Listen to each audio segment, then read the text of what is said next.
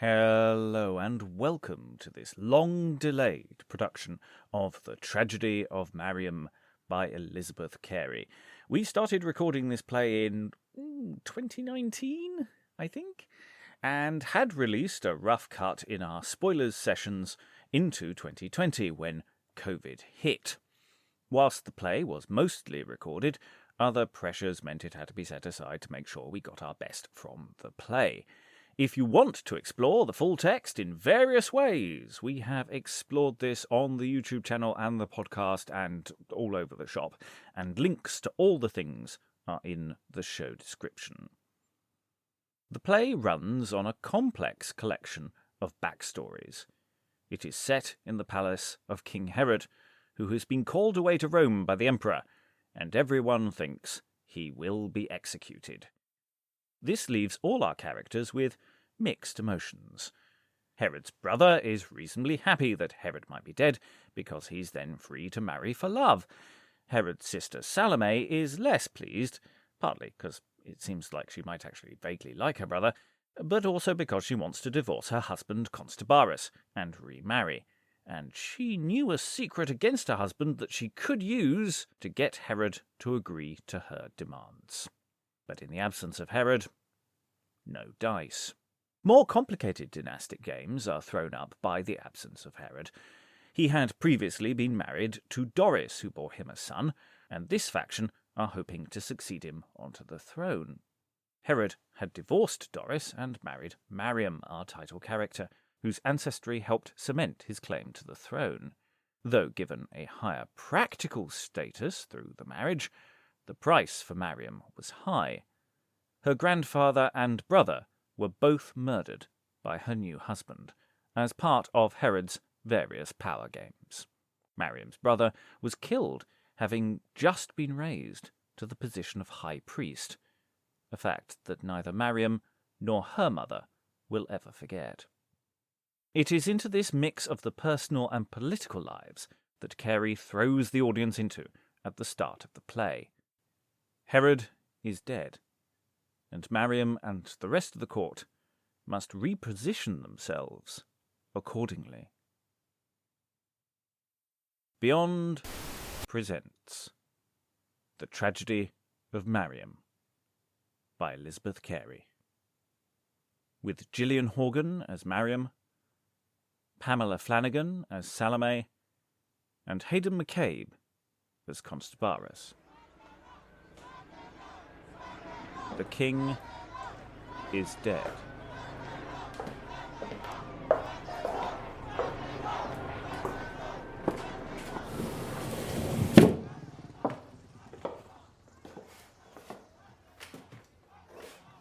How oft have I with public voice run on to censure Rome's last hero for deceit, because he wept when Pompey's life was gone. Yet when he lived, he thought his name too great. But now I do recant, and, Roman lord, excuse too rash a judgment in a woman. My sex pleads pardon. Pardon then afford. Mistaking is with us but too common. Now do I find, by self-experience taught, one object yields both grief and joy. You wept indeed, when on his worth you thought, but joyed that slaughter did your foe destroy. So at his death your eyes true drops did rain, whom dead you did not wish alive again. When Herod lived, that now is done to death, oft have I wished that I from him were free.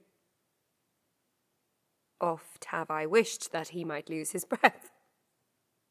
Oft have I wished his carcass dead to see. Then rage and scorn had put my love to flight. That love which once on him was firmly set. Hate hid his true affection from my sight, and kept my heart from paying him his debt. And blame me not, for Herod's jealousy had power even constancy itself to change. For he, by barring me from liberty, to shun my ranging, taught me first to range. But yet too chaste a scholar was my heart, to learn to love another than my lord. To leave his love, my lesson's former part, I quickly learned, the other I abhorred. But now Herod's death to memory doth call the tender love that he to Mariam bare, and mine to him. This makes those rivers fall, which by another thought unmoistened are. For my brother, the lowliest youth that ever did in angel's shape appear, the cruel Herod was not moved to ruth. Then why grieves Mariam Herod's death to hear? Why joy I not? The tongue no more shall speak, that yielded forth my brother's latest doom.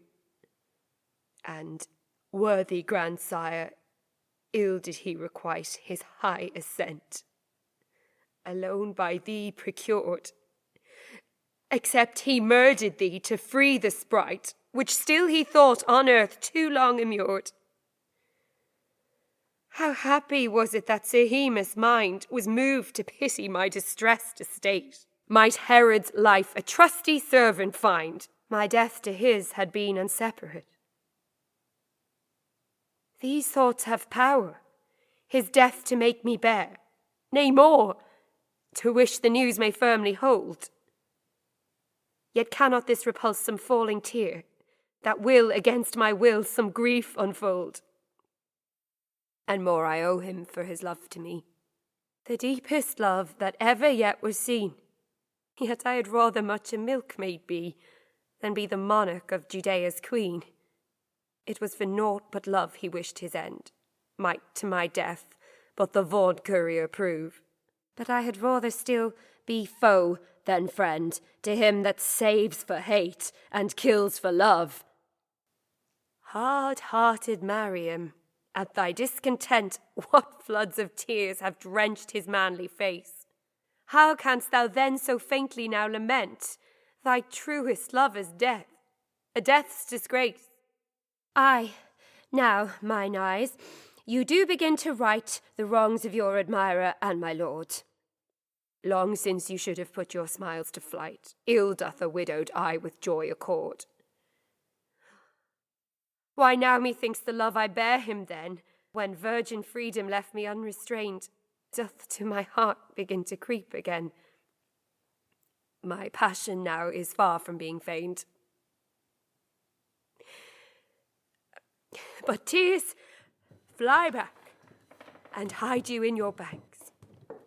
You must not be to Alexandra seen. For if my moan be spied, but little thanks shall Mariam have from that incensed queen. What means these tears? Mother. My Mariam doth mistake the news we heard did tell the tyrant's end. What weepest thou for thy brother's murderer's sake? Will ever whiter tear for Herod spend? My curse pursue his breathless trunk and spirit, base Edomite, the damned Esau's heir. Did not the murder of my boy suffice to stop thy cruel mouth that gaping stood, but must thou dim the mild Hyrcanus' eyes? Weepest thou because his love to thee was bent, and readest thou love in crimson characters? Slew he thy friends to work thy heart's content? No, hate may justly call that action hers. He gave the sacred priesthood for thy sake to Aristobulus, your brother, yet doomed him dead. His birth anointed him both priest and king, and saw my father and my son he slew, to royalize by right your prince-born breath. Was love the cause? Can Mariam deem it true that Mariam gave commandment for her death? Mother.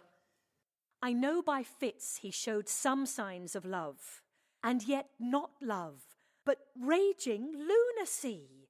And this his hate to thee may justly prove that sure he hates Hyrcanus' family, Who knows if he, unconstant wavering lord, his love to Doris had renewed again, and that he might his bed to her afford, perchance he wished that Mariam might be slain. Doris?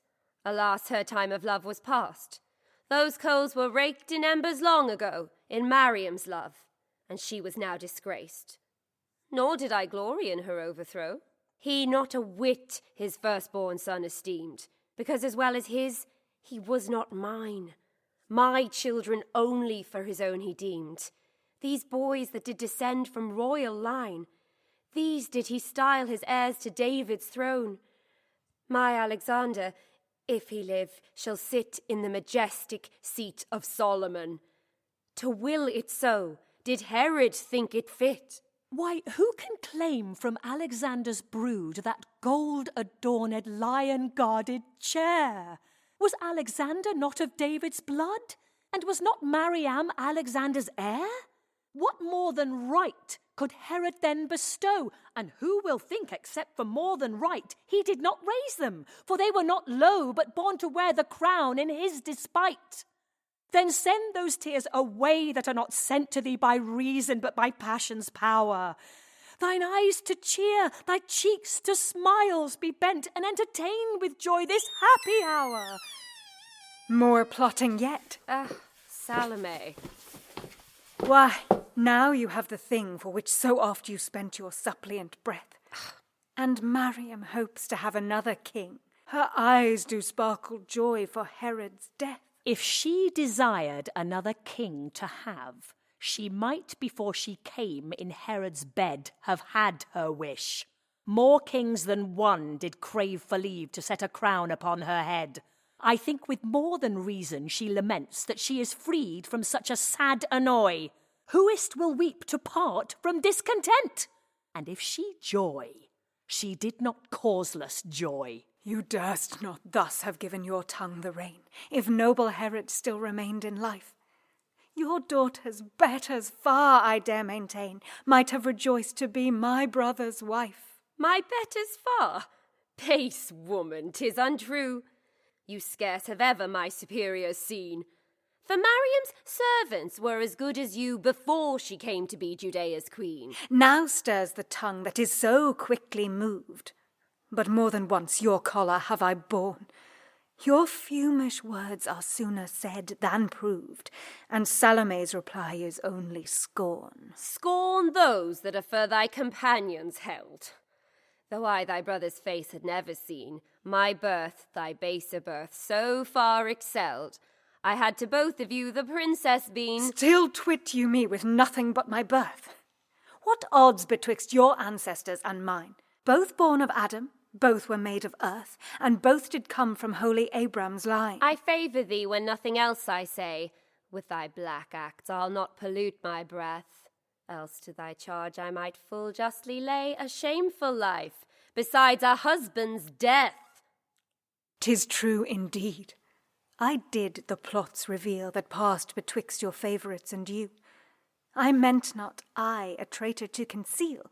Thus Salome your minion Joseph slew. No, had not Salome's unsteadfast heart in Joseph's stead her CONSTABARUS placed, to free herself she had not used the art, to slander hapless Mariam for unchaste. Come, Mariam, let us go. It is no boot to let the head contend against the foot.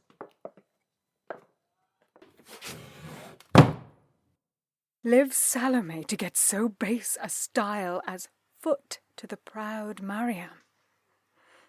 Herod's spirit in happy time for her endured exile.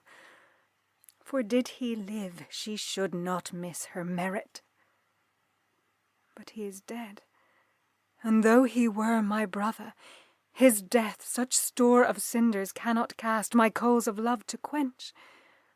For though they smother the flames a while, yet will they out at last. Oh, blessed Arabia, in best climate placed, I by the fruit will censure of the tree. 'Tis not in vain thy happy name thou hast, if all Arabians like SILLIUS be. had not my fate been too contrary. When I on Constabarus first did gaze, SILLIUS had been object to mine eye, whose looks and personage must all eyes amaze. But now, ill-fated Salome, thy tongue to Constabarus by itself is tied. And now, except I do the Hebrew wrong, I cannot be the fair Arabian's bride. What childish lets are these? Why stand I now on honourable points? 'Tis long ago since shame was written on my tainted brow, and certain 'tis that shame is honour's foe. Had I upon my reputation stood, had I affected an unspotted life, Josephus' veins had still been stuffed with blood, and I to him had lived a sober wife. Then had I never cast an eye of love on Constabarus' now detested face. Then had I kept my thoughts without remove, and blushed at motion of the least disgrace. But shame is gone, and honour wiped away, and impudency on my forehead sits. She bids me work my will without delay, and for my will I will employ my wits. He loves, I love. What then can be the cause keeps me from being the Arabian's wife? It is the principles of Moses' laws, for Constabarus still remains in life. If he to me did bear an earnest hate, as I to him, for him there were an ease. A separating bill might free his fate from such a yoke that did so much displease. Why should such privilege to man be given? Or given to them, why barred from women then? Are men than we in greater grace with heaven? Or cannot women hate as well as men? I'll be the custom breaker, and begin to show my sex the way to freedom's door, and with an offering will I purge my sin. The law was made for none but who are poor. If Herod had lived, I might to him accuse my present lord. But for the future's sake, then would I tell the king he did refuse the sons of Babus in his power to take. But now I must divorce him from my bed, that my SILLIUS may possess his room. Had I not begged his life, he had been dead. I curse my tongue, the hinderer of his doom. But then my wandering heart to him was fast, nor did I dream of change. SILLIUS said he would be here. And see, he comes at last. Had I not named him longer, had he stayed. Well found, fair Salome, Judea's bride. Hath thy innate wisdom found the way to make SILLIUS deem him deified by gaining thee a more than precious prey? I have devised the best I can devise. A more imperfect means was never found, but what cares Salome? It doth suffice if our endeavours with their end be crowned. In this our land we have an ancient use, permitted first by our lawgiver's head. Who hates his wife, though for no just abuse, may with a bill divorce her from his bed. But in this custom women are not free. Yet I for once will wrest it. Blame not thou the ill I do, since what I do's for thee. Though others blame, SILLIUS should allow. Thinks Salome SILLIUS hath a tongue to censure her for her actions? Let my blood bedash my proper brow for such a wrong, that being yours could make even vices good. Arabia, joy, prepare thy earth with green, thou never happy wert indeed till now. Now shall thy ground be trod by beauty's queen. Her foot is destined to depress thy brow. Thou shalt, fair Salome, command as much as if the royal ornament were thine. The weakness of Arabia's king is such, the kingdom is not his so much as mine. 'Tis not for glory I thy love accept. Judea yields me honour's worthy store. Had not affection in my bosom crept, my native country should my life deplore. Were not SILLIUS he with whom I go, I would not change my Palestine for Rome. Much less would I, a glorious state to show, go far to purchase an Arabian tomb. Far be it from SILLIUS so to think. I know it is thy gratitude requites the love that is in me, and shall not shrink, till death do sever me from earth's delights. But whisht! Methinks the wolf is in our talk. Begone, SILLIUS! Who doth here arrive? Oh, 'tis CONSTABARUS that doth hither walk. I'll find a quarrel him from me to drive. Farewell. But were it not for thy command, in his despite SILLIUS here would stand. Oh, Salome, how much you wrong your name, your race, your country, and your husband most. A stranger's private conference is shame. I blush for you that have your blushing lost. Oft have I found you to my grief, consorted with this base Arabian here. Heaven knows that you have been my comfort chief. Then do not now my greater plague appear. Oh, now by the stately carved edifice that on Mount Sion makes so fair a show, and by the altar fit for sacrifice, I love thee more than thou thyself dost know.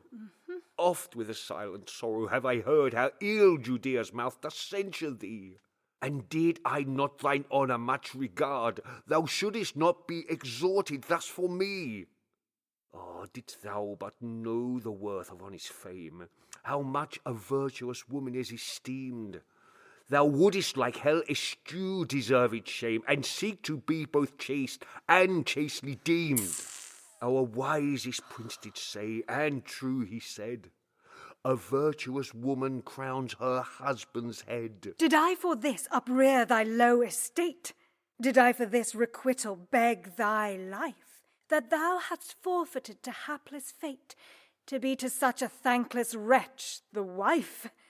This hand of mine hath lifted up thy head, which many a day ago had fallen full low, because the sons of BABUS are not dead. To me thou dost both life and fortune owe. You have my patience often exercised. Oh, youths, make my choler keep within the banks. Yet boast no more, but be by me advised. A benefit upbraided forfeits thanks. I prithee, Salome, dismiss this mood. Thou dost not know how ill it fits thy place. My words were all intended for thy good, to raise thine honour and to stop disgrace. To stop disgrace. To stop disgrace. Take thou no care for me. Nay, do thy worst. Thy worst I set not by. No shame of mine is like to light on thee. Thy love and admonitions I defy. Thou shalt no hour longer call me wife. Thy jealousy procures my hate so deep that I from thee do mean to free my life by a divorcing bill before I sleep. Are Hebrew women now transformed to men? Why do you not as well our battles fight, and wear our armour? Suffer this? Oh, and then let all the world be topsy-turvied quite. Let fishes graze, beasts swim, and birds descend. Let fire burn downwards while the earth aspires. Let winter's heat and summer's cold offend. Let thistles grow on vines and grapes on briars. Oh, set us to spin or sew, or at the best make us wood-hewers, water-bearing wights. Hold on your talk, till it be time to end. For me I am resolved it shall be so. Though I be the first that to this course do bend, I shall not be the last. Full well I know. Why then be witness heaven, the judge of sins, be witness spirits that eschew the dark, be witness angels, witness cherubims whose semblance sits upon the holy ark, be witness earth, be witness Palestine, be witness David's city, if my heart did ever merit such an act of thine, or if the fault be mine that makes us part. till now that 1400 years are past, since first the law with us hath been in force. You are the first, and will, I hope, be last, that ever sought her husband to divorce. I mean not to be led by precedent. My will shall be to me instead of law. This is SILLIUS, love, that makes you thus reverse all order. You must next be his. But if my thoughts are right, the cause discussed, in winning you, he gains no lasting bliss. I was SILLIUS, and not long ago Josephus then was CONSTABARUS now. When you became my friend, you proved his foe, as now for him you break to me your vow. If once I loved you, greater is your debt. For certain 'tis that you deserved it not, and undeserved love we soon forget, and therefore that to me can be no blot. But now, fare ill, my once beloved lord, yet never more beloved than now abhorred.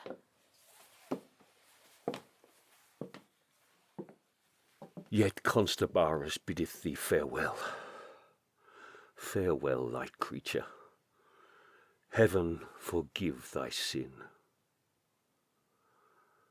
My prophesying spirit doth foretell thy wavering thoughts do yet but new begin. Yet I have better scaped than Joseph did. But if our Herod's death had been delayed, the valiant youths that I so long have hid had been by her and I for them betrayed. Therefore, in happy hour did Caesar give the fatal blow to wanton Antony. For had he lived, our Herod then should live. But great Anthonius' death made Herod die. Had he enjoyed his breath, not I alone had been in danger of a deadly fall, but Mariam had the way of peril gone, though by the tyrant most beloved of all. The sweet-faced Mariam, as free from guilt as heaven from spots, yet had her lord come back, her purest blood had been unjustly spilt, and Salome it was would work her wrack. Oh, though all Judea yield her innocent, she often hath been near to punishment.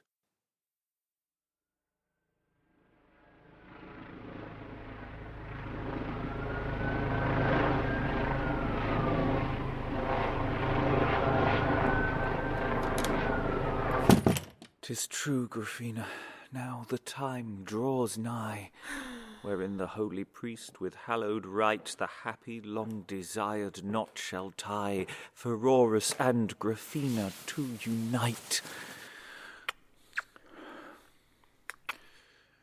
How oft have I with lifted hands implored this blessed hour, till now implored in vain, which hath my wished liberty restored, and made my subject self mine own again. Thy love, fair maid, upon mine eye doth sit, whose nature hot doth dry the moisture all, which were in nature and in reason fit for my monarchal brother's death to fall. Had Herod lived, he would have plucked my hand from fair GRAPHINA's palm perforce, and tied the same in hateful and despised band. For I had had a baby to my bride. Scarce can her infant tongue with easy voice her name distinguish to another's ear. Yet had he lived, his power and not my choice had made me solemnly the contract swear. My lord. Have I not cause in such a change to joy? What though she be my niece? Princess born? Near bloods without respect, high birth a toy, since love can teach us blood and kindred scorn. What booted it that he did raise my head to be his realm's co-partner, kingdom's mate? Withal he kept GRAPHINA from my bed, more wished by me than thrice Judea's state. Oh, could not he be skilful judge in love that doted so upon his Mariam's face? He for his passion Doris did remove. I needed not a lawful wife displace. Why speak'st thou not, fair creature? Move thy tongue, for silence is a sign of discontent. It were to both our loves too great a wrong, if now this hour do find thee sadly bent. Mistake me not, my lord. Too oft have I desired this time to come with winged feet, to be enwrapped with grief when 'tis too nigh. You know my wishes ever yours did meet. If I be silent, 'tis no more but fear that I should say too little when I speak. But since you will my imperfections bear, in spite of doubt I will my silence break. Yet might amazement tie my moving tongue, but that I know before Pheroras' mind. I have admired your affection long, and cannot yet therein a reason find. Your hand have lifted me from low estate to highest eminency, wondrous grace, and me your handmaid have you made your mate, though all but you alone do count me base. You have preserved me pure at my request, though you so weak a vassal might constrain to yield to your high will. Then last not best in my respect a princess you disdain. Then need not all these favours study crave to be requited by a simple maid? And study still, you know, must silence have. Then be my cause for silence justly weighed, but study cannot boot nor I requite. Accept your lowly handmaid's steadfast love, and fast obedience may your mind delight. I will not promise more than I can prove. That study needs not let GRAPHINA smile, and I desire no greater recompense. I cannot vaunt me in a glorious style, nor show my love in far-fetched eloquence. But this, believe me, never Herod's heart hath held his prince-born beauty-famed wife in nearer place than thou, fair virgin, art to him that holds the glory of his life. Should Herod's body leave the sepulchre and entertain the severed ghost again, he should not be my nuptial hinderer, except he hindered it with dying pain. Come, fair GRAPHINA, let us go in state, this wish endeared time to celebrate.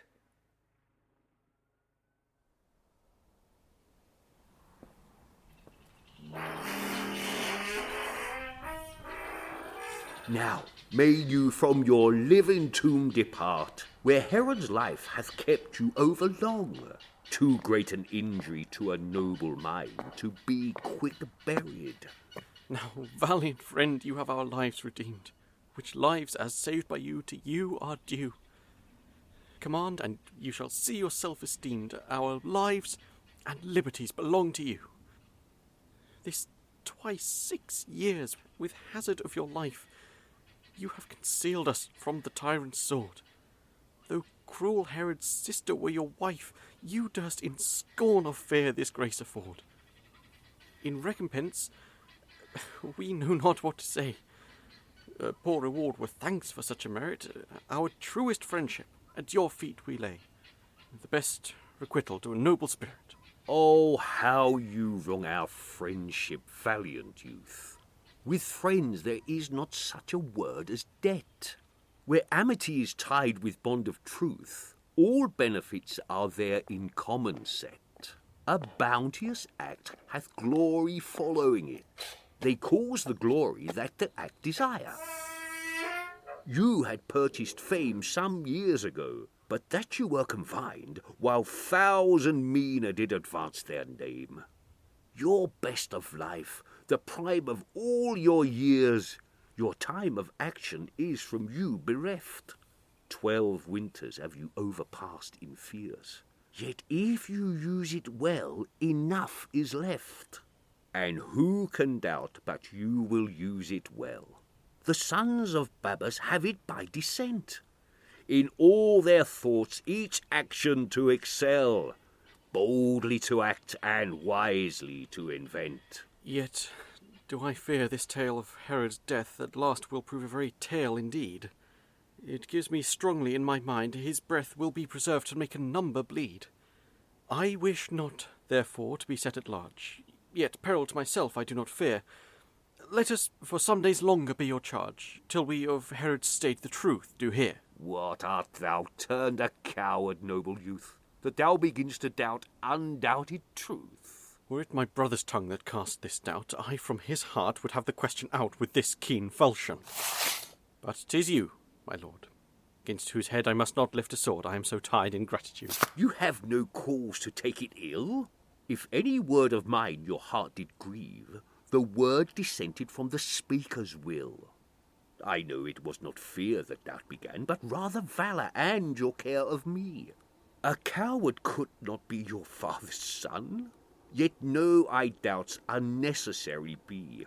For who can think that in Anthonius' fall, Herod his bosom friend should scape unbruised? Then, Caesar, we might thee an idiot call, for if thou by him shouldst be so far abused. Lord Constabarus, let me tell you this. Upon submission, Caesar will forgive, and therefore, though the tyrant did amiss, it may fall out that he will let him live. But we have more than barely heard the news. It hath been twice confirmed. And though some tongue might be so false with false report abuse, a false report have never lasted long. But be it so that Herod hath his life, concealment would not then a whit avail. For certain 'tis that she that was my wife would not so let her accusation fail. And therefore now as good the venture give, and free ourselves from blot of cowardice, as show a pitiful desire to live, for who can pity but they must despise? I yield. But to necessity I yield. I dare upon this doubt engage mine arm, that Herod shall again this kingdom wield, and prove his death to be a false alarm. Come, come, let fear go seek a dastard's nest. Undaunted courage lies in a noble breast.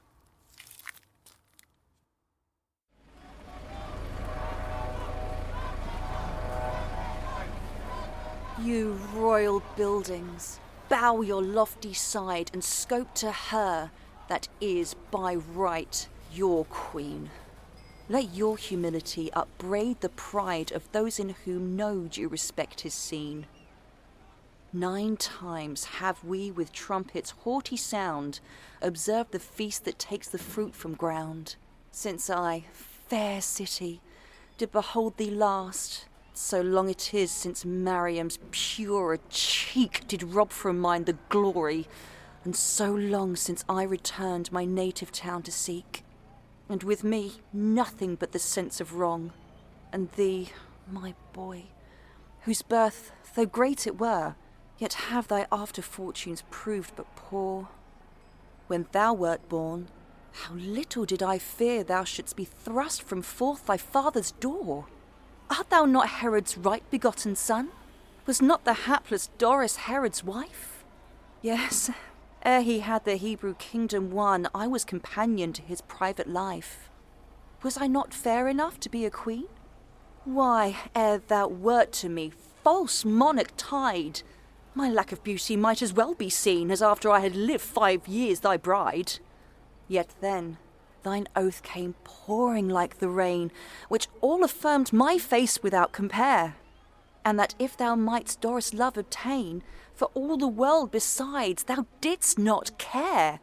Then I was young, and rich, and nobly born, and therefore worthy to be Herod's mate.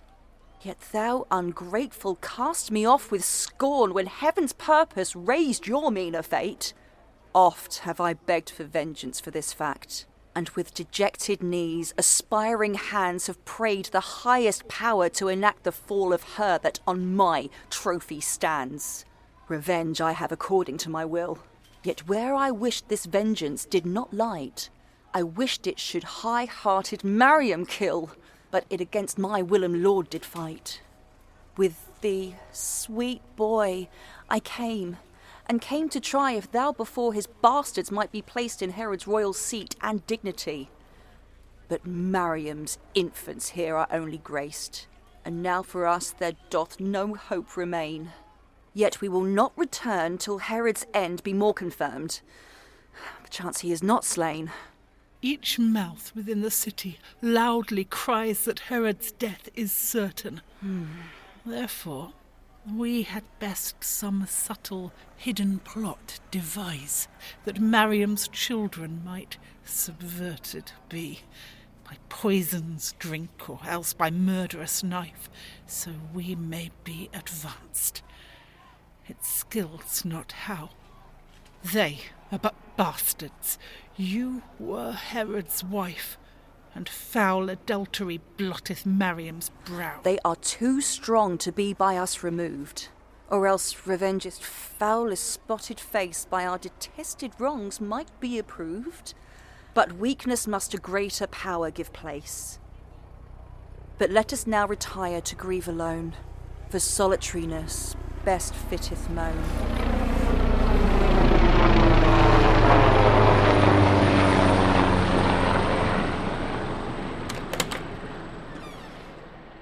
Well met, Judean lord, the only white SILLIUS wished to see. I am to call thy tongue to strict account. For what despite I ready am to hear, and answer all.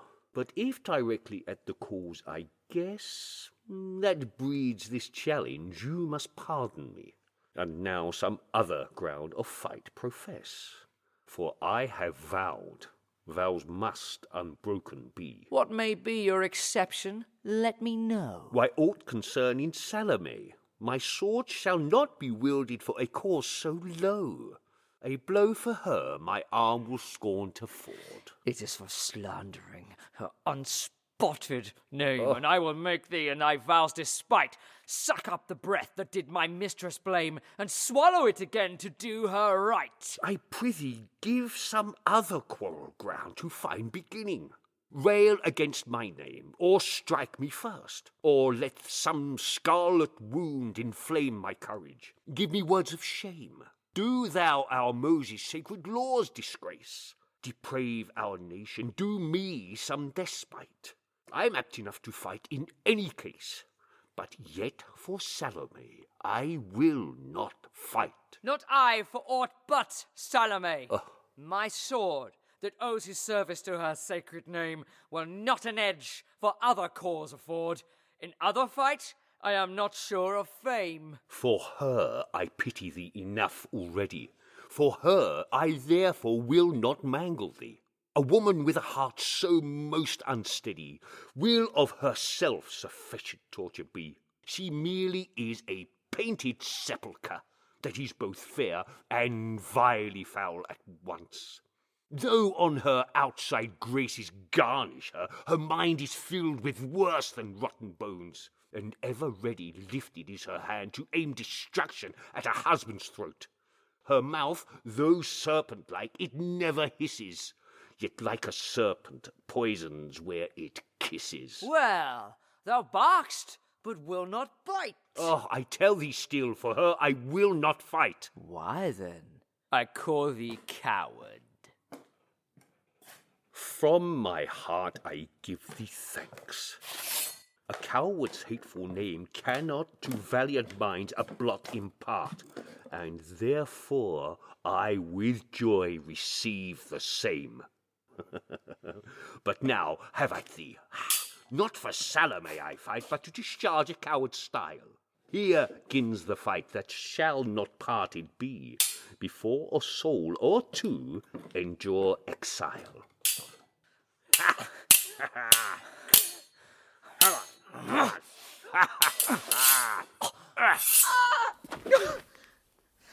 Thy sword hath made some windows for my blood, to show a horrid crimson physiognomy. To breathe, for both of us methinks 'twere good.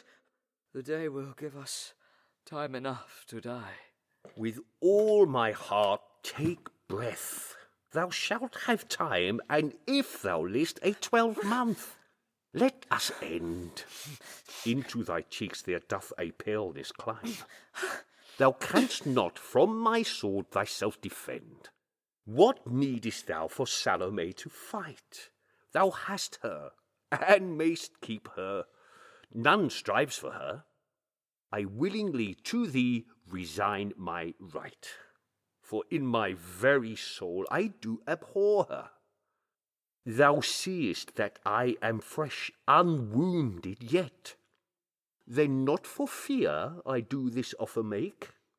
Thou art with loss of blood to fight unfit, for here is one, and there another take. Oh, I will not live as long as breath remains within my wounded body. Spare your words. My heart in blood's stead courage entertains. Salome's love no place for fear affords. Oh, could thy soul but prophesy like mine, I would not wonder thou shouldst long to die. For Salome, if I aright divine, will be than death a greater misery. Then list. I'll breathe no longer. Do thy will. I hate this fight, and charitably kill. Pity thyself, SILLIUS. Let not death intrude before his time into thy heart. Oh, alas, it is too late to fear. His breath is from his body now about to part. How farest thou, brave Arabian? Very well. My leg is hurt. I can no longer fight. It only grieves me that so soon I fell. Before fair Salome's wrongs I came to right. Thy wounds are less than mortal. Oh, never fear. Thou shalt a safe and quick recovery find. Come, I will thee unto my lodging bear. Thanks. I see a courteous foe.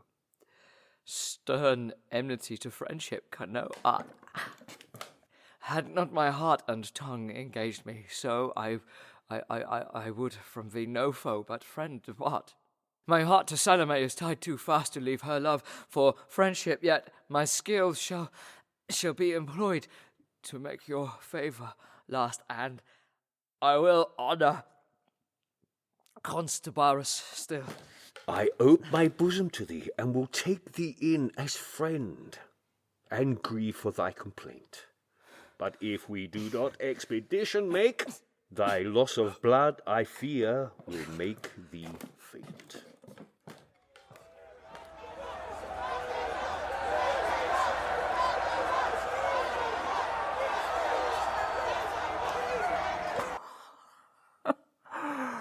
Urge me no more, GRAPHINA, to forsake. Not 12 hours since I married her for love.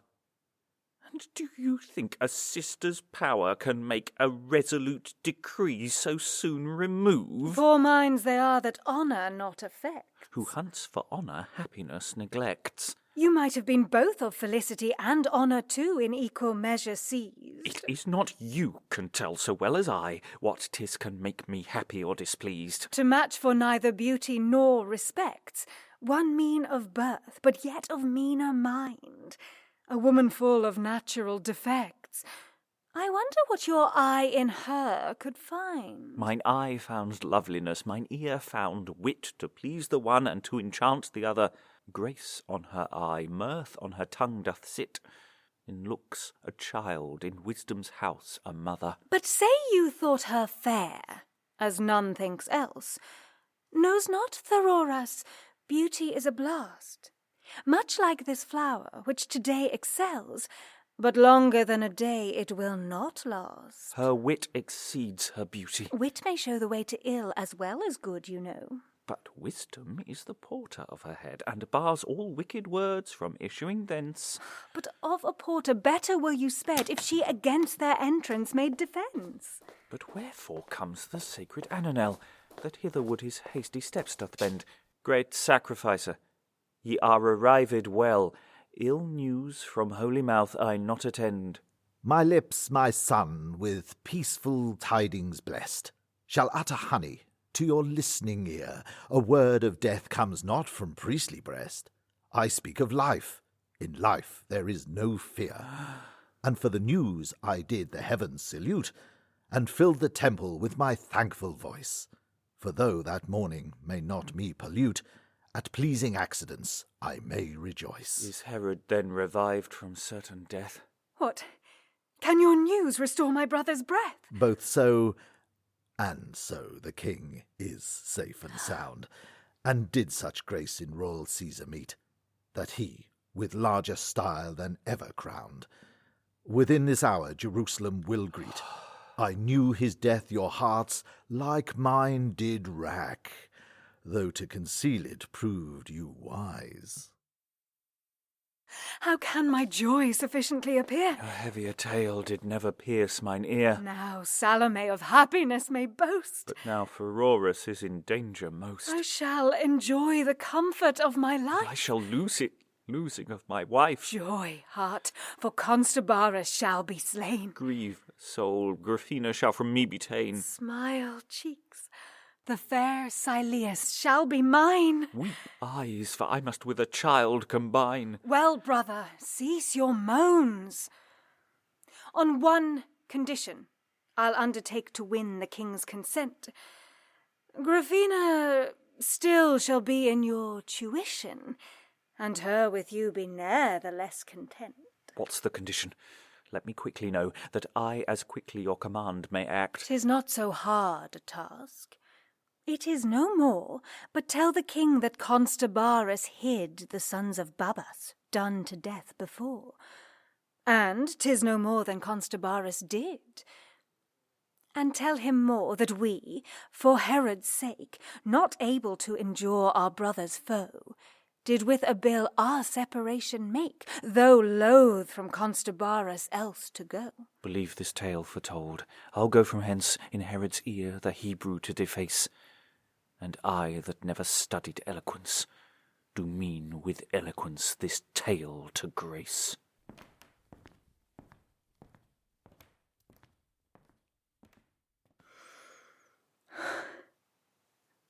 This will be CONSTABARUS' quick dispatch, which from my mouth would lesser credit find. Yet shall he not decease without a match, for Mariam shall not linger long behind. First, jealousy. If that avail not, fear shall be my minister to work her end. A common error moves not Herod's ear, which doth so firmly to his Mariam bend. She shall be charged with so horrid crime, as Herod's fear shall turn his love to hate. I'll make some swear that she desires to climb, and seeks to poison him for his estate. Now tongue of mine with scandal load her name. Turn hers to fountains, Herod's eyes to flame. Yet first I will begin Pheroras' suit, that he my earnest business may effect. And I of Mariam will keep me mute, till first some other doth her name detect. Who's there? SILLIUS man. How fares your lord, that your aspects do bear the badge of sorrow? He hath the marks of CONSTABARUS' sword, and for a while desires your sight to borrow. My heavy curse the hateful sword pursue, my heavier curse on the more hateful arm that wounded my SILLIUS. Hath he no mortal harm? No sign of danger doth in him appear, nor are his wounds in place of peril seen. He bids you be assured you need not fear. He hopes to make you yet Arabia's queen. Commend my heart to be SILLIUS' charge. Tell him my brother's sudden coming now will give my foot no room to walk at large. But I will see him yet ere night, I vow.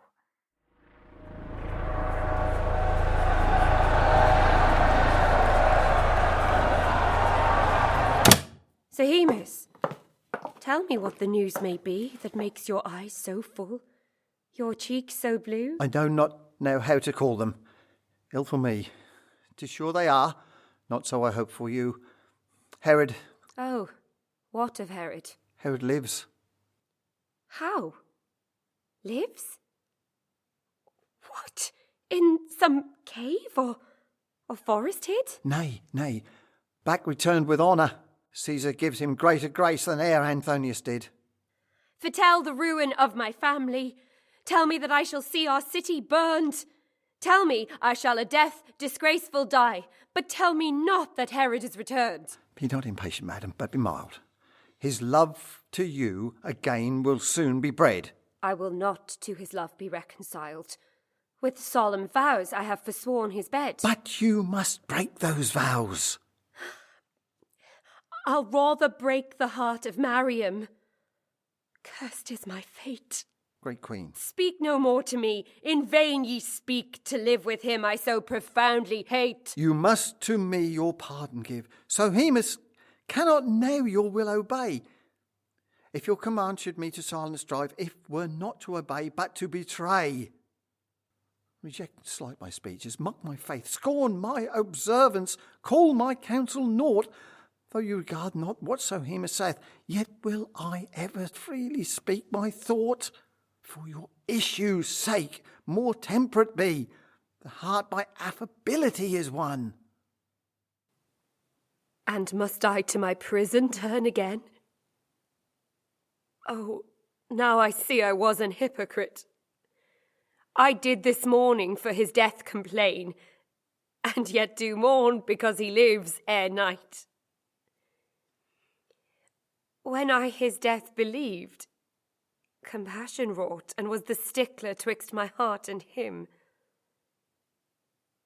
But now that curtain's drawn from off my thought, hate doth appear again with visage grim, and paints the face of Herod in my heart, in horrid colours with detested look. Then fear would come, but scorn doth play her part, and saith that scorn with fear can never brook. I know I could enchain him with a smile, and lead him captive with a gentle word. I scorn my look should ever man beguile, or other speech than meaning to afford. Else Salome in vain might spend her wind. In vain had they complotted and combined, for I could overthrow them all ere long. Oh, what a shelter is mine innocence, to shield me from the pangs of inward grief.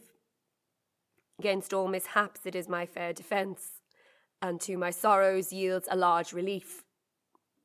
To be commandress of the triple earth, and sit in safety from a fall secure. To have all nations celebrate my birth, I would not that my spirit were impure. Let my distressed state unpitied be. Mine innocence is hope enough for me.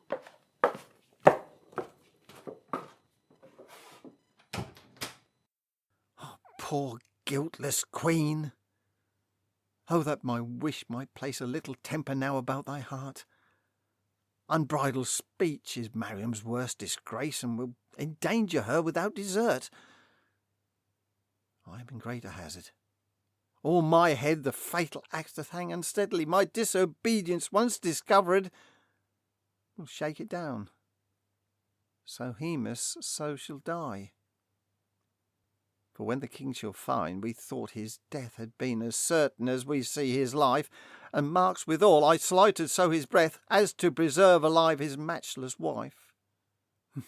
What more than common death may I expect, since I too well do know his cruelty? 'Twere death a word of Herod's to neglect, what then to do directly contrary? Yet life I quit thee with a willing spirit, and think thou couldst not better be employed. I forfeit thee for her that more doth merit 10 such were better dead than she destroyed. But fare thee well, chaste Queen. Well may I see the darkness palpable, the rivers part, the sun stand still, nay, more retorted be, but never woman with so poor a heart. Thine eyes' grave majesty keeps all in awe, and cuts the wings of every loose desire. Thy brow is table to the modest law, yet though we dare not love, we may admire. And if I die, it shall my soul content. My breath in Mariam's service shall be spent.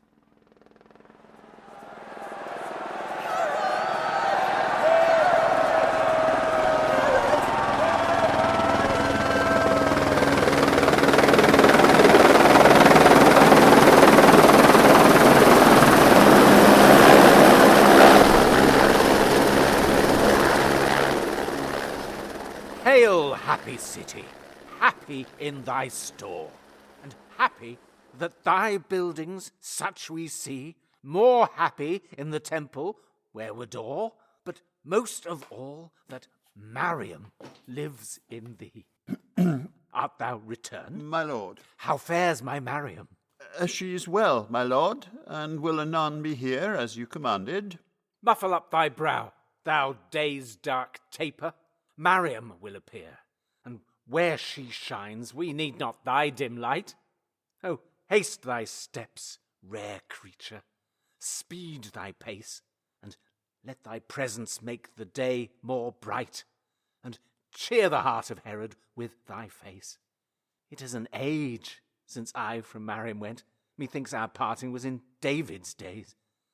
The hours are so increased by discontent, deep sorrow Joshua like the season stays. But when I am with Mariam, time runs on.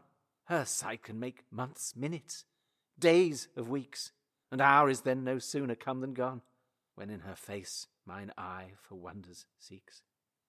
Be patient but a little while, mine eyes. Within your compass limits be contained. That object straight shall your desires suffice, from which you were so long a while restrained. How wisely Mariam doth the time delay, lest sudden joy my sense should suffocate. I am prepared. Thou needst no longer stay. Who's there? My Mariam, more than happy fate? Oh, no. It is Pheroras. Welcome, brother.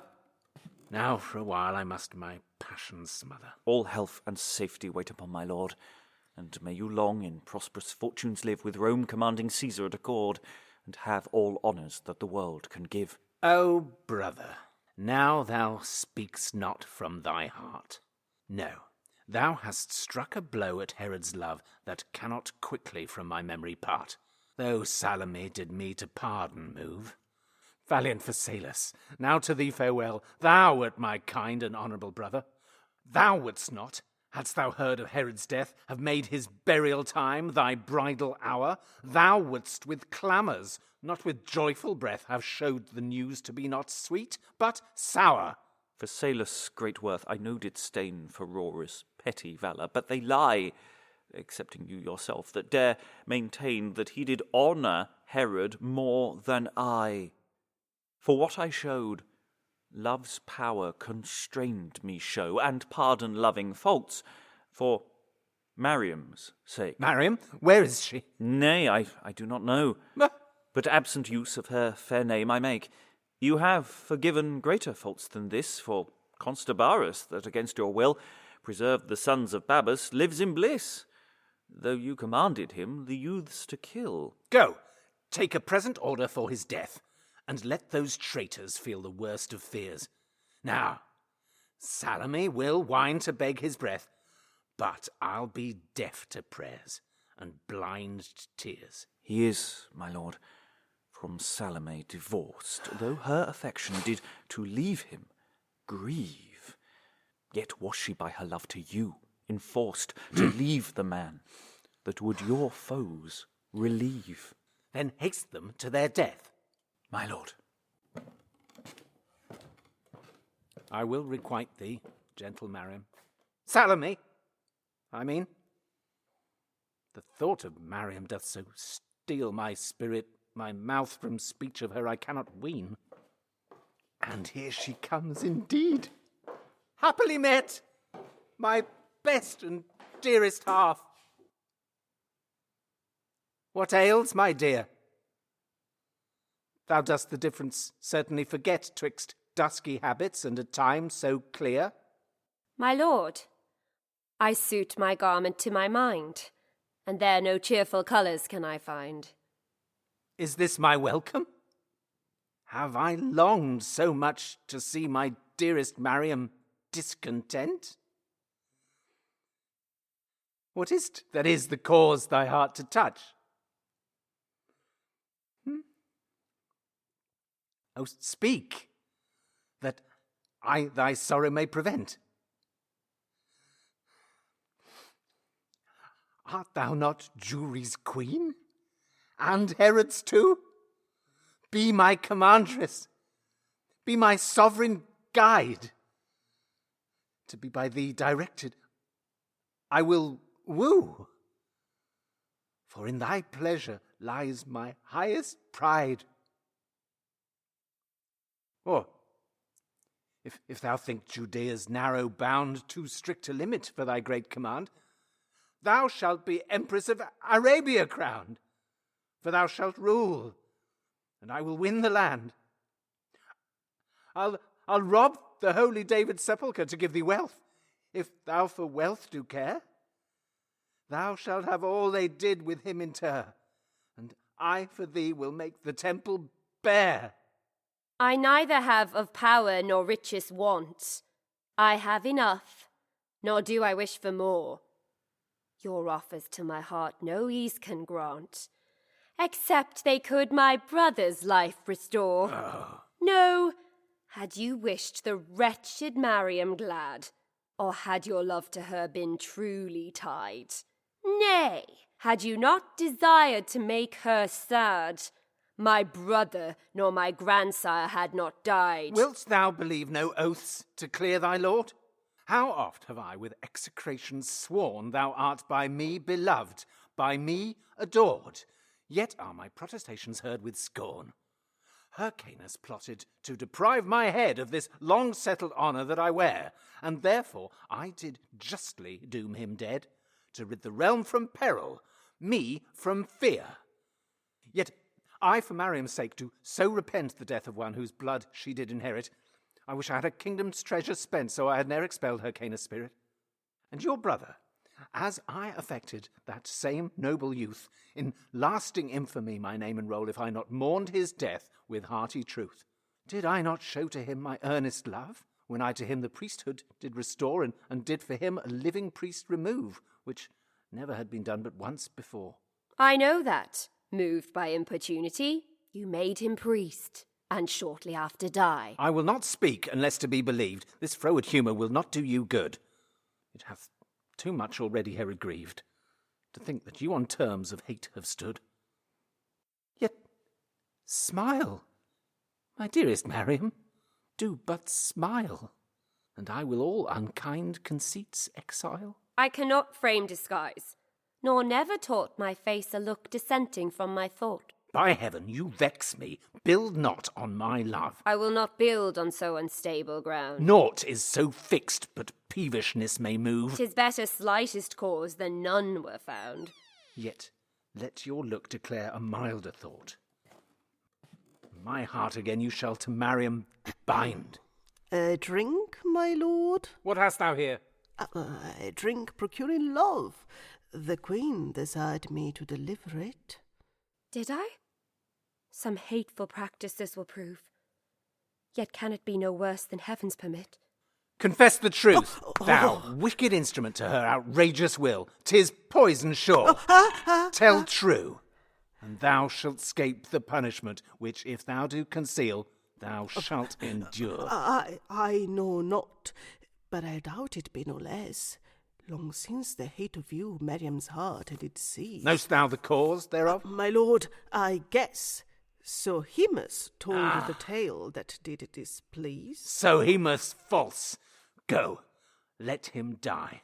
Stay not to suffer him to speak a word. My lord. Oh, damned villain! Did he falsify the oath he swore even of his own accord? Sohemus false? No! Now do I know thy falsehood. Painted devil! Beauteous body hides a loathsome soul.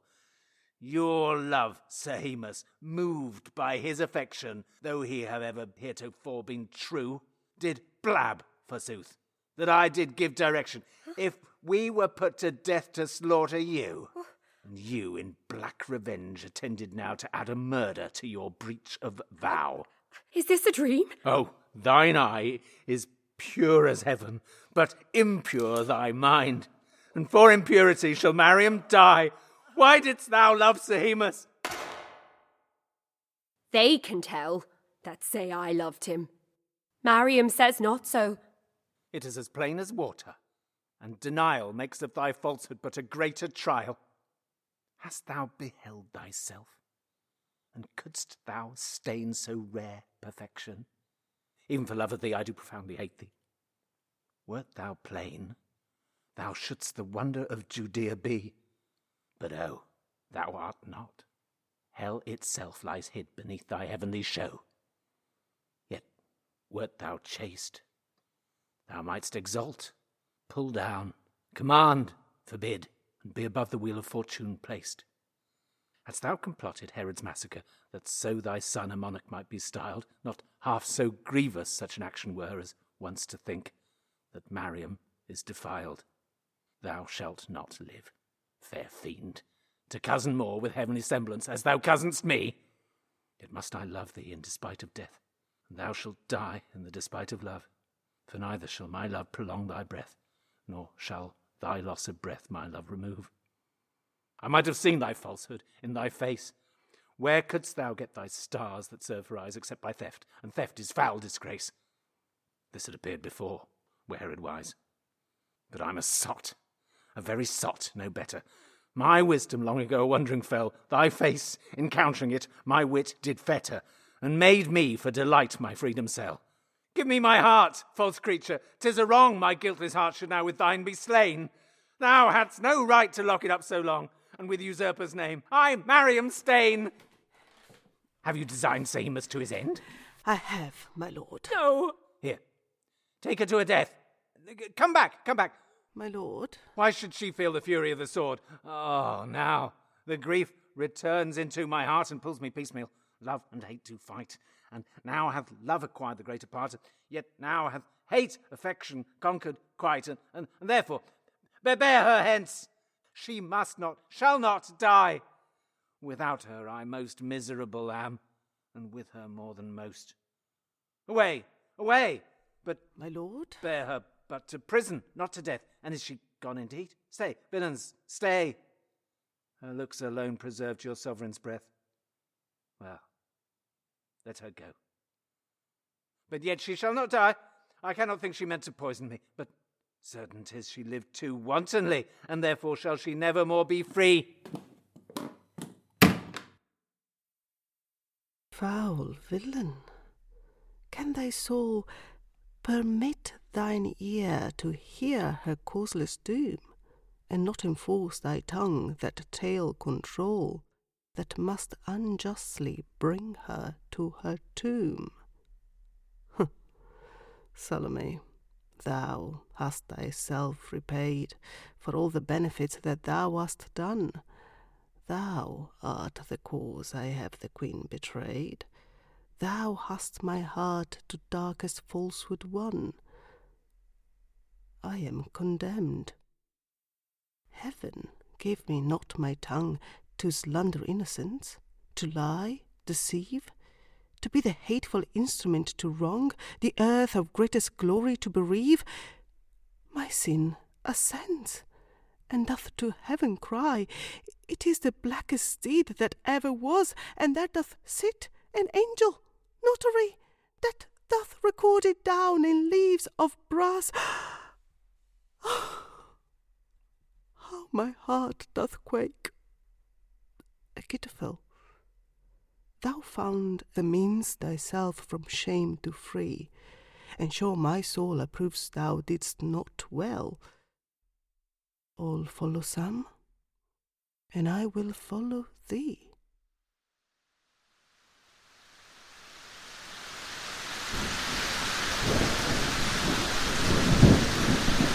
Now here we step our last, the way to death. We must not tread this way a second time. Yet let us resolutely yield our breath. Death is the only ladder heaven to climb. with willing mind I could myself resign. But yet it grieves me with a grief untold our death should be accompanied with thine. Our friendship we to thee have dearly sold. Still wilt thou wrong the sacred name of friend? 'Tis I that made the fire your house to burn, for but for me she would not you betray. Had not the damned woman sought mine end, you had not been the subject of her hate. But now, farewell, fair city, never more shall I behold your beauty shining bright. Farewell of Jewish men the worthy store, but no farewell to any female white. You wavering crew, my curse to you I leave. You had but one to give you any grace, and you yourselves will Mariam's life bereave. Your commonwealth doth innocency chase.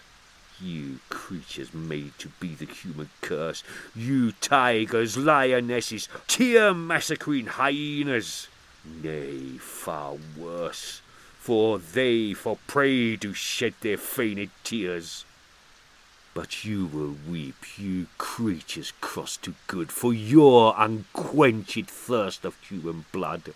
You were the angels cast from heaven for pride, and still do keep your angels' outward show, but none of you are inly beautified, for still your heaven-depriving pride doth grow. You are the wreck of order, breach of laws. Your best are foolish, froward, wanton, vain. Your worst adulterous, murderous, cunning, proud. And Salome attends the latter train. You are to nothing constant but to ill. You are with naught but wickedness endued. Your loves are set on nothing but your will. And thus my censure I of you conclude. Come, let us to our death. Are we not blessed?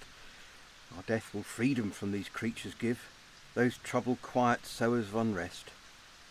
And this I vow, that had I leave to live, I would forever lead a single life, and never venture on a devilish wife.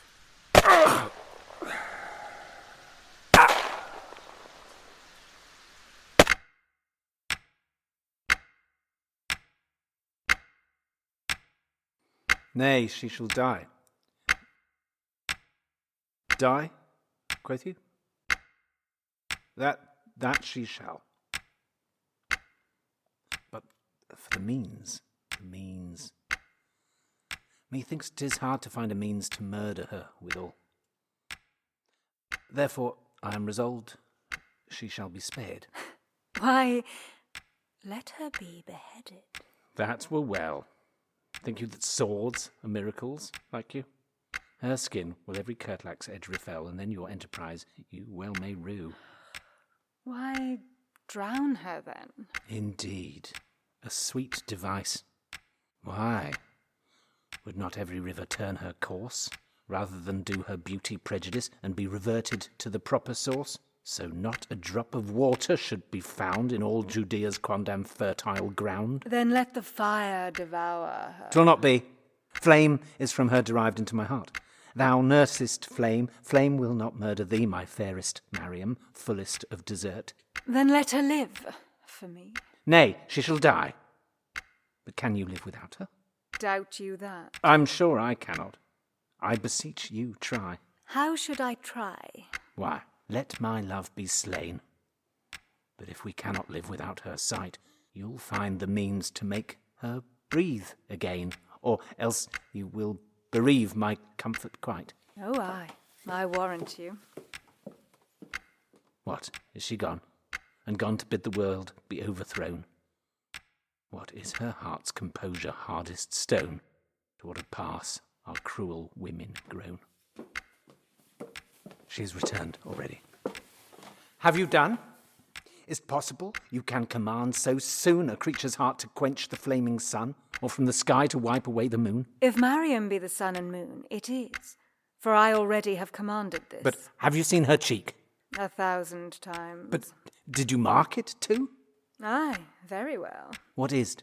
A crimson bush that ever limes the soul whose foresight doth not much excel. Send word she shall not die. Her cheek a bush? Nay, then I see indeed you marked it not. 'Tis very fair, but yet will never blush, though foul dishonours do her forehead blot. Well, then let her die. 'Tis very true indeed, and for this fault alone shall Mariam bleed. What fault, my lord? What fault is't? You that ask, if you be ignorant, I know of none. To call her back from death shall be your task.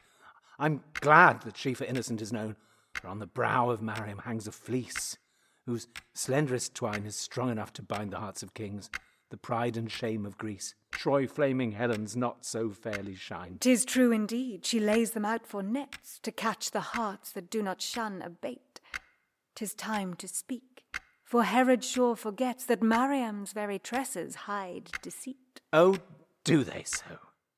Nay, then you do but well. In sooth, I thought it had been hair. Nets, you call them. Lord, how they do excel. I never saw a net that showed so fair. But have you heard her speak? You know I have. And were you not amazed? No, not a whit. Well, then 'twas not her you heard. Her life I'll save, for Mariam hath a world-amazing wit. She speaks a beauteous language, but within her heart is false as powder, and her tongue doth but allure the auditors to sin, and is the instrument to do you wrong. It may be so. Nay, 'tis so. She's unchaste. Her mouth will ope to every stranger's ear.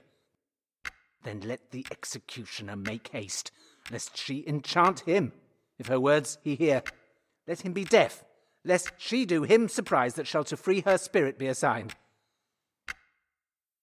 Yet what boots deafness, if he have his eyes?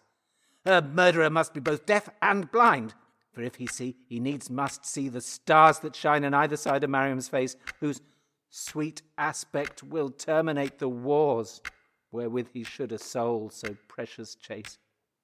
Her eyes can speak, and in their speaking move. Oft did my heart with reverence receive the world's mandates. Pretty tales of love they utter, which can human bondage weave. But shall I let this heaven's model die, which for a small self-portraiture she drew? Her eyes like stars, her forehead like the sky. She is like heaven, and must be heavenly true. Oh, your thoughts do rave with doting on the queen. Speak of reason more, of Mariam less. Yourself held a goodly creature here, yet so unlike my Mariam in your shape, that when to her you have approached near, myself have often ta'en you for an ape, and yet you prate of beauty. Go your ways. Your paintings cannot equal Mariam's praise. Her nature is so rich, you are so poor. Let her be stayed from death, for if she die, we know not what to stop her breath. Oh, a world cannot another Mariam buy. Why stay you lingering? Countermand her death. Then you'll no more remember what hath passed. So he must love, and hers shall be forgot. 'Tis well in truth that fault may be her last, and she may mend, though yet she love you not. Oh, God! 'Tis true. Samus, earth and heaven, why did you both conspire to make me cursed, and cozening me with shows and proofs uneven? She showed the best, and yet did prove the worst. What avails it all? For in the weight, she is deceitful, light as vanity. Oh, she was made for nothing but a bait, to train some hapless man to misery. I am the hapless man that have been trained to endless bondage. I will see her yet. Methinks I should discern her if she feigned. Can human eyes be dazed by woman's wit? Once more, these eyes of mine with hers shall meet, before the headsman do her life bereave. Shall I forever part from thee, my sweet? without the taking of my latest leave. You had as good resolve to save her now. I'll stay her death. 'Tis well determined. For sure she never more will break her vow. Seamus and Josephus both are dead. She shall not live, nor will I see her face. A long-healed wound a second time doth bleed. With Joseph I remember her disgrace. A shameful end ensues, a shameful deed. Oh, that I had not called to mind anew the discontent of Mariam's wavering heart. 'Twas you, you foul-mouthed Arte, none but you, that did the thought hereof to me impart. Hence from my sight, for hadst not thou made Herod insecure, I had not doubted Mariam's innocence, but still had held her in my heart for pure. I'll leave you to your passion. 'Tis no time to purge me now, though of a guiltless crime. Destruction take thee! Thou hast made my heart as heavy as revenge. I am so dull. Methinks I am not sensible of smart, though hideous horrors at my bosom pull. My head weighs downwards. Therefore will I go, to try if I can sleep away my woe.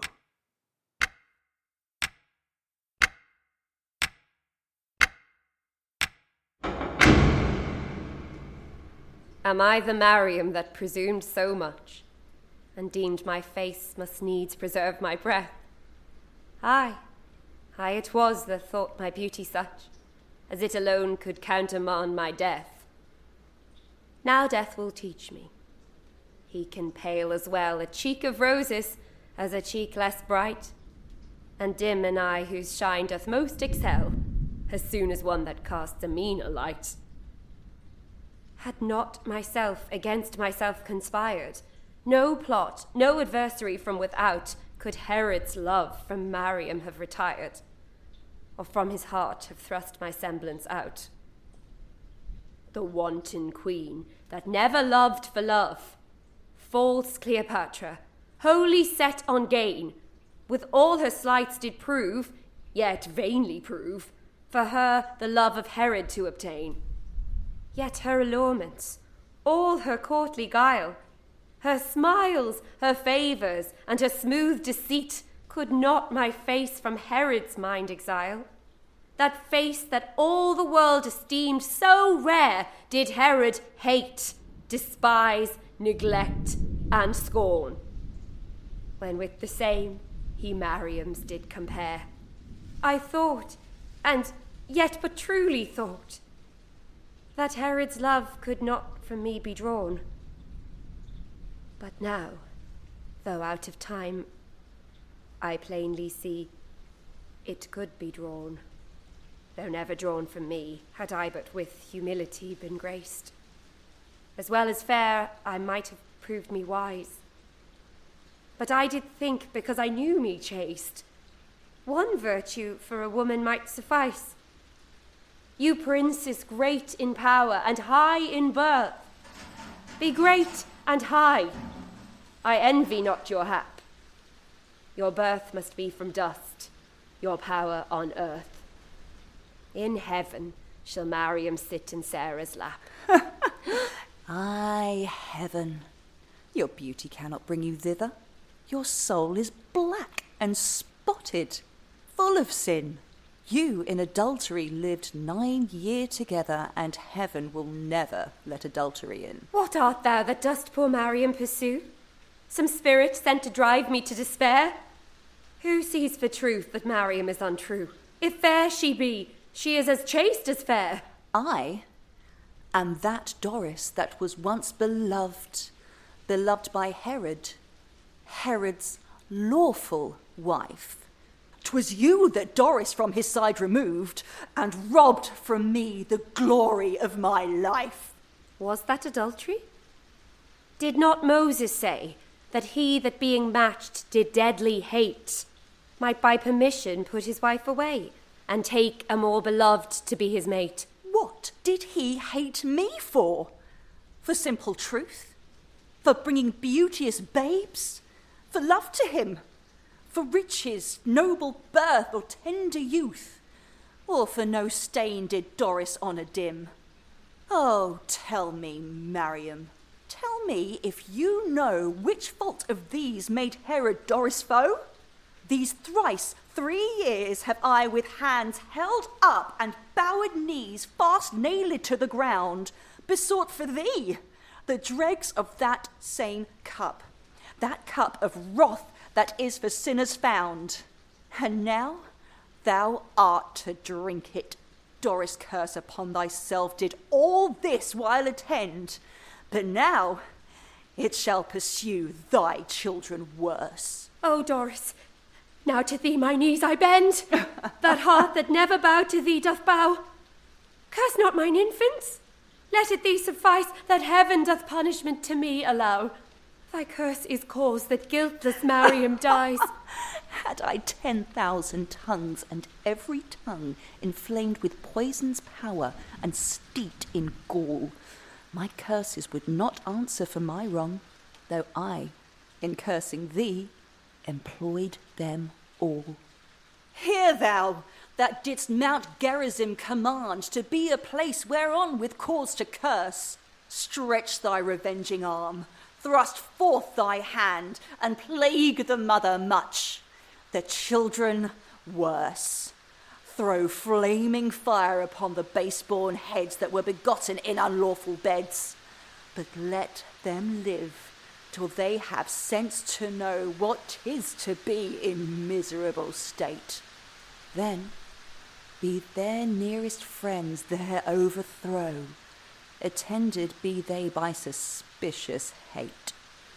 And Mariam, I do hope this boy of mine shall one day come to be the death of thine.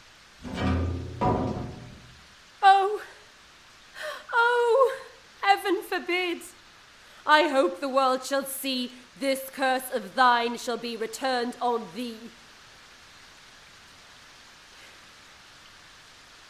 Now, earth, farewell, though I be yet but young. Yet I, methinks, have known thee too long.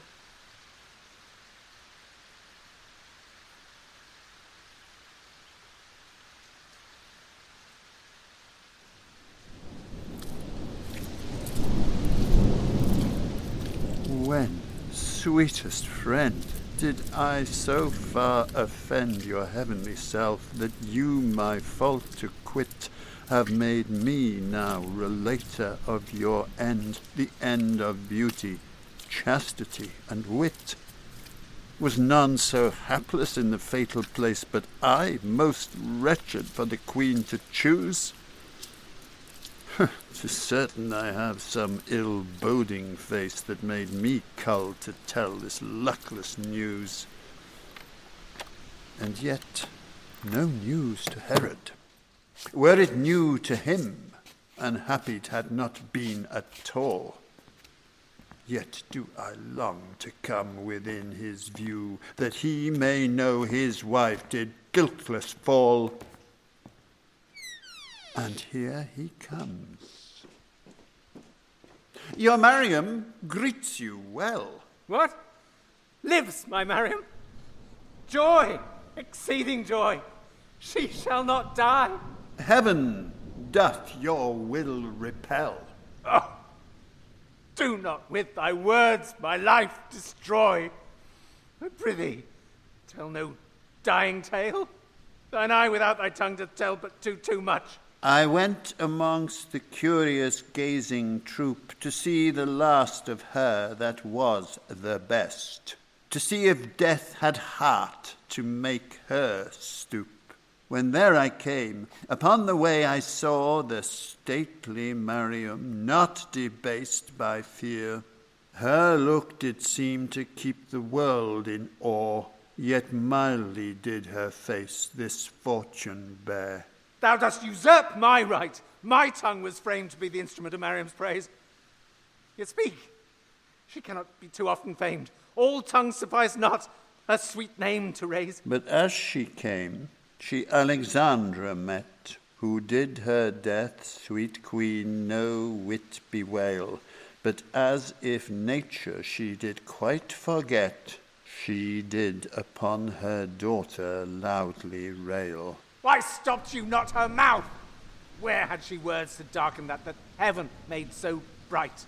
Our sacred tongue no epithet affords to call her other than the world's delight. She told her that her death was too good, and that already she had lived too long.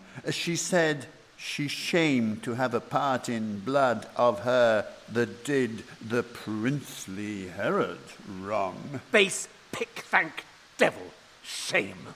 'Tis all her glory that she to noble Mariam was the mother. Never shall it live in any story her name, except to infamy I'll smother.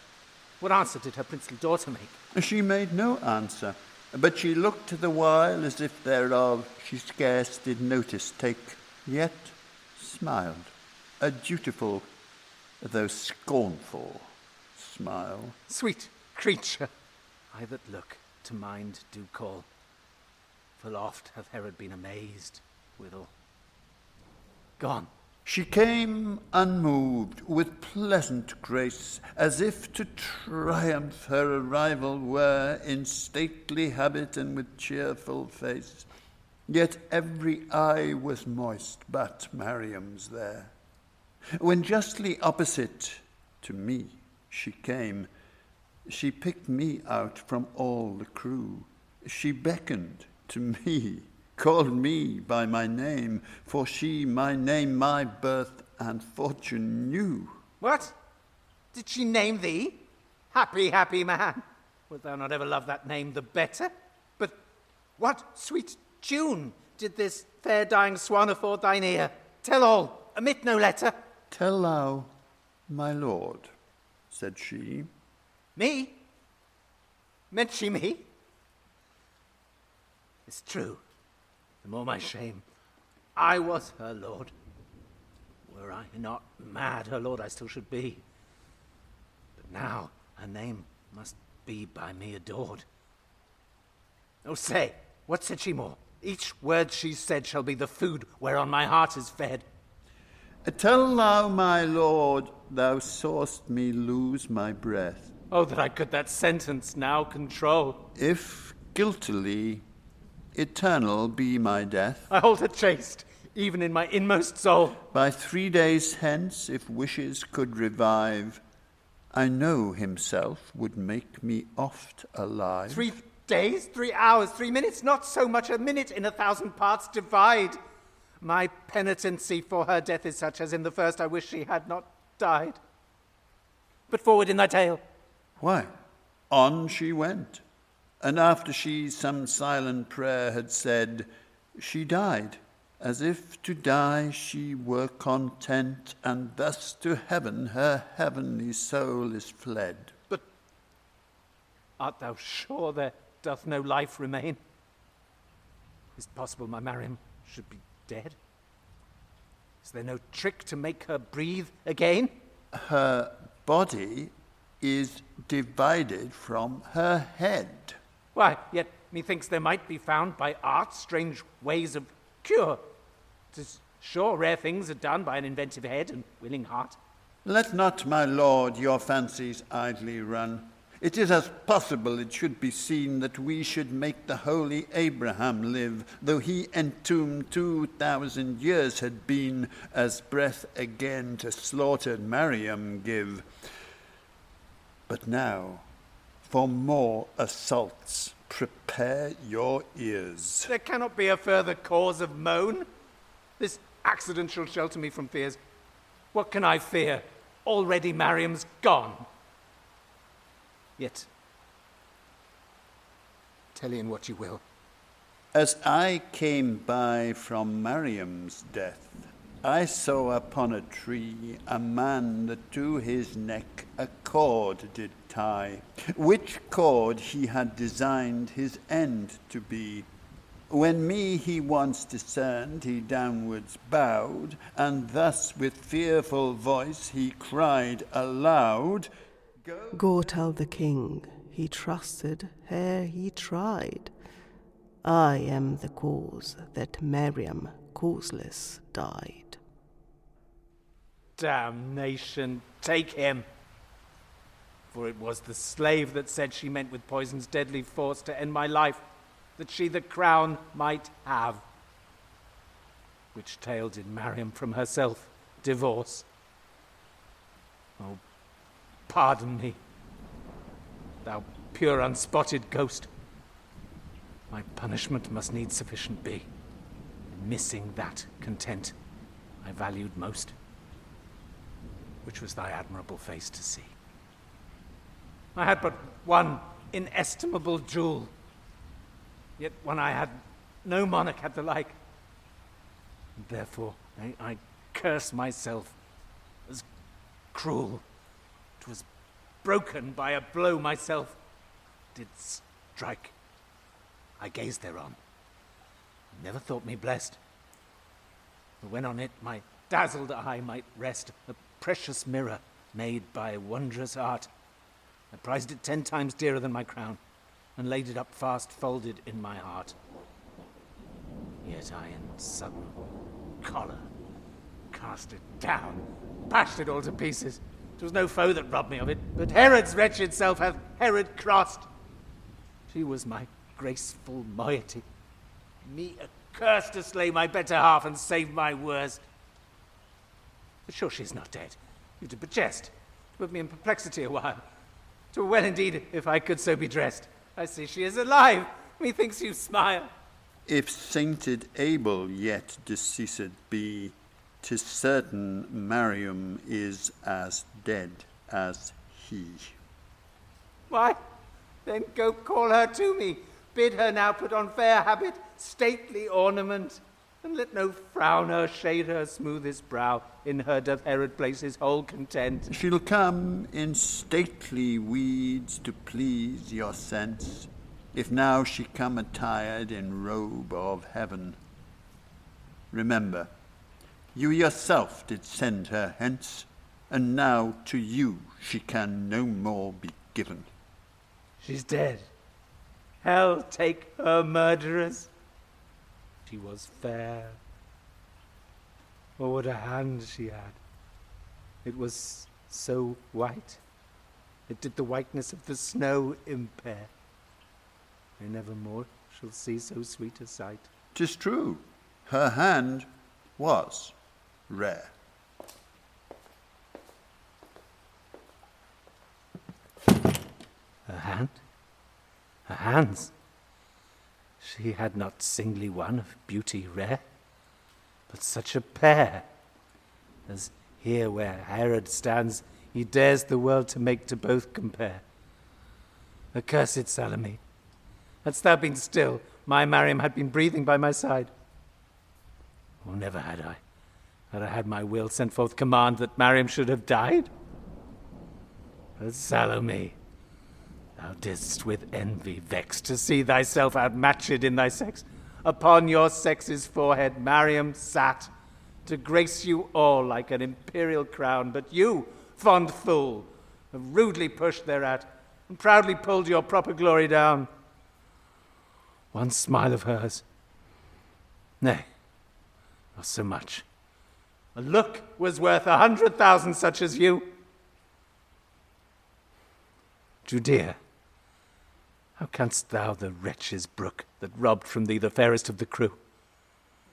You, dwellers in the now deprived land wherein the matchless Mariam was bred, why grasp not each of you a sword in hand to aim at me, your cruel sovereign's head? When you think of Herod as your king and owner of the pride of Palestine, this act to your remembrance likewise bring. 'Tis I have overthrown your royal line. Within her purer veins the blood did run that from her grandam Sarah she derived, whose beldame age the love of kings hath won. Oh, that her issue had as long been lived. But can her eye be made by death obscure? I cannot think but it must sparkle still. Foul sacrilege to rob those lights so pure from out a temple made by heavenly skill. I'm the villain that have done the deed, the cruel deed, though by another's hand. My word, though not my sword, made Mariam bleed. Hyrcanus' grandchild died at my command, that Mariam, that I once did love so dear, the partner of my now detested bed. Why shine you, sun, with an aspect so clear? I tell you once again, my Mariam's dead. Deny thy beams, and moon, refuse thy light. Let all the stars be dark. Let Jewry's eye no more distinguish which is day and night. Since her best birth did in her bosom die.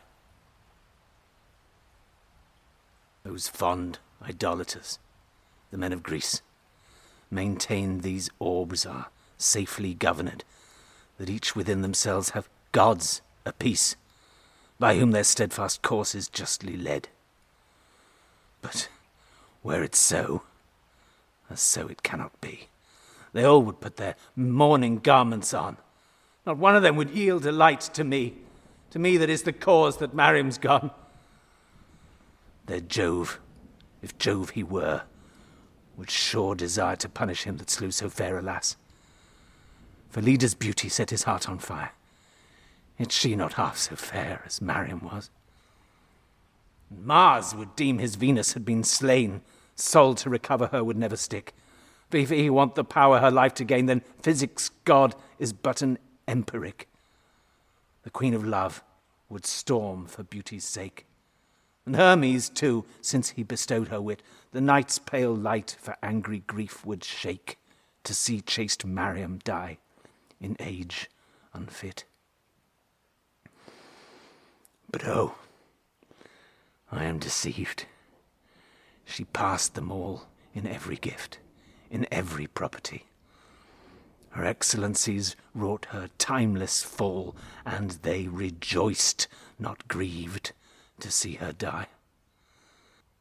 But these are fictions. They are void of sense. The Greeks but dream, and dreaming falsehoods tell. They neither can offend nor give defence, and not by them it was my Mariam fell. Her heavenly beauty, 'twas that made me think that it with chastity could never dwell. But now I see that heaven in her did link a spirit and a person to excel.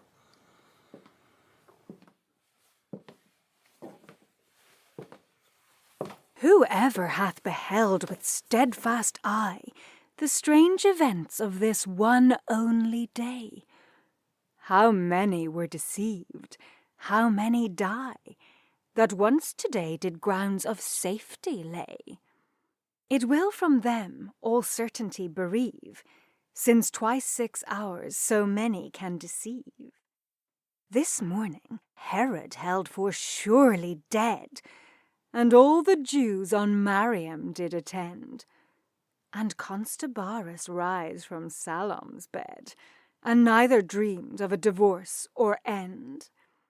Pheroras joyed that he might have his wife, and BABUS sons for safety of their life. Tonight our Herod doth alive remain. The guiltless Mariam is deprived of breath. Stout CONSTABARUS both divorced and slain. The valiant sons of BABUS have their death. Pheroras sure his love to be bereft, if Salome her suit unmade had left. Herod this morning did expect with joy to see his Mariam's much beloved face, and yet ere night he did her life destroy, and surely thought she did her name disgrace. Yet now again, so short do humours last, he both repents her death and knows her chaste. Had he with wisdom now her death delayed, he at his pleasure might command her death. But now he hath his power so much betrayed, as all his woes cannot restore her breath. Now doth he strangely, lunatically rave, because his Mariam's life he cannot save. I'll muffle up myself in endless night, and never let mine eyes behold the light. Retire thyself, vile monster, worse than he that stained the virgin earth with brother's blood. Still in some vault or den enclosed be, where with thy tears thou mayst beget a flood, which flood in time may drown thee. Happy day, when thou at once shalt die and find a grave. A stone upon the vault someone shall lay, which monument shall an inscription have, and these shall be the words it shall contain. Here Herod lies, that hath his Mariam slain.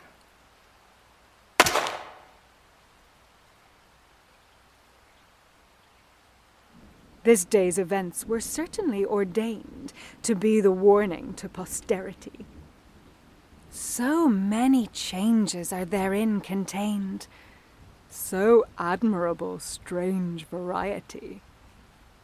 This day alone our sagest Hebrews shall, in after times, the school of wisdom call.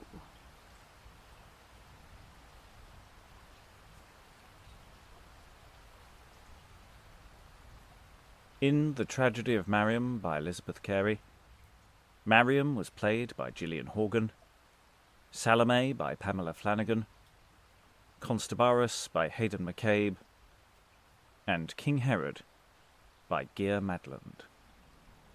SILLIUS was played by Simon Nader, Pheroras Robert Crighton, Doris Pollie Hall, ALEXANDRA Leigh McDonald, Sohemus Rob Myson, Nuncio Richard Fawcett, Butler Valentina Vinci, Antipater Fiona Thraille, GRAPHINA Nemonee Stone, first son of BABUS Hugh Weller-Poley, second son of BABUS Mark Scanlon, ANNANELL the High Priest Andy Barrett, SILLIUS Man Alan Scott, with additional voices by Liza Graham and members of the company. The Tragedy of Mariam was produced by Robert Crighton for the Beyond podcast. If you've enjoyed this production and would like to see or hear more work on this play from a live stage, then please buy us a coffee on Ko-fi.com or become a patron at patreon.com/Beyond Shakespeare. Just because we've done this play once doesn't mean we're done. Help us take this further. Goodbye.